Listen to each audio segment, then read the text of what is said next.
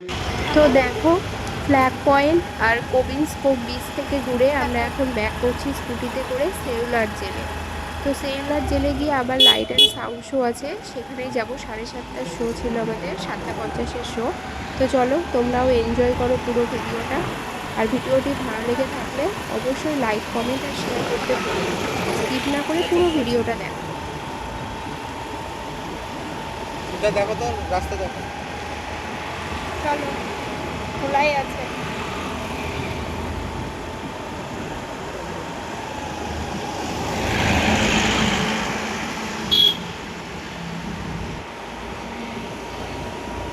তো দেখো, আবার চলে এসেছি সেলুলার জেলের সামনে লাইট অ্যান্ড সাউন্ড শো দেখতে।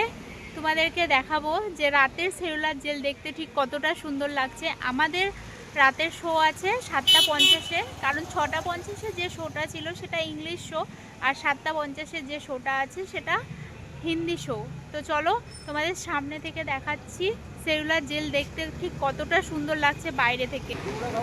এই দেখো রাতের সেলুলার জেল, লাইটের সৌন্দর্যে যেন অপূরূপ সৌন্দর্য, সুন্দরভাবে সেজে উঠেছে সেলুলার জেল। আর পার্কের ঠিক সামনেই এই বীর সাভারকার পার্কে, সেলুলার জেলের ঠিক সামনের পার্কেই এই সুন্দর ঝর্ণা লাইট দিয়ে এখানেও সুন্দর বসার ব্যবস্থা রয়েছে। আমাদের এখনও শোর টাইম হয়নি, আমরা অনেকটা আগেই চলে এসেছি। ওইদিকে ফ্ল্যাগ পয়েন্ট, কোবিন্স বিচ, ওগুলো সব কিছু দেখে চলে এসেছি। এখানে বসে কিছুক্ষণ রেস্ট নেব, তারপর টাইম হলে ভেতরে গিয়ে শো দেখব। তো এখন এই পর্যন্তই, পরবর্তী আবার নেক্সট ব্লগে তোমাদের সঙ্গে দেখা হবে। টাটা। ও শেষ হওয়ার পর আমরা এখন ফিরছি হোটেলে। কেন তোমাদের শো দেখায়নি সেটা রুমে গিয়ে অন্য একটা ভিডিওতে জানাবো।